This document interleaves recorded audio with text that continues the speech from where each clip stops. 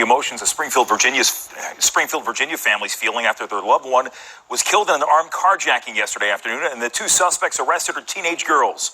Stephanie Ramirez is live in Southeast D.C. near Nats Park with the very latest tonight.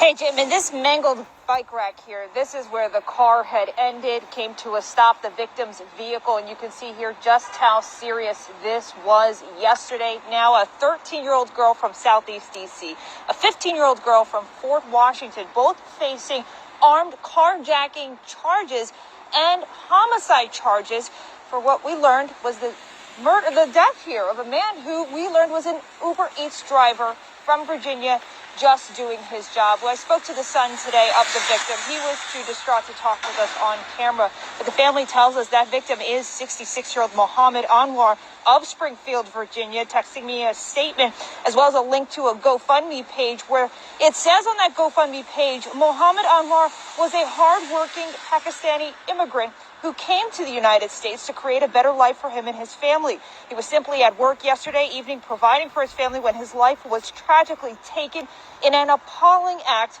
of violence. There were witnesses to this. Here is what one neighbor thought he saw. Right around the 4:30 time frame, I heard lots of yelling and screaming. There seemed to be some sort of a domestic dispute happening with two folks in the car. And D.C. police say that ended up not being the case. Instead, the two teenage girls tried to carjack Anwar using a taser.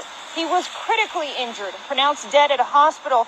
D.C. police say there's been 95 reported carjackings from January to yesterday so far this year, with 68% of the 28 arrests being at least or having at least one juvenile. The two teenage suspects were in juvenile court today. We were told that for a 15-year-old suspect in a very serious charge, the D.C. Attorney General can petition to have the suspect here moved to the adult system.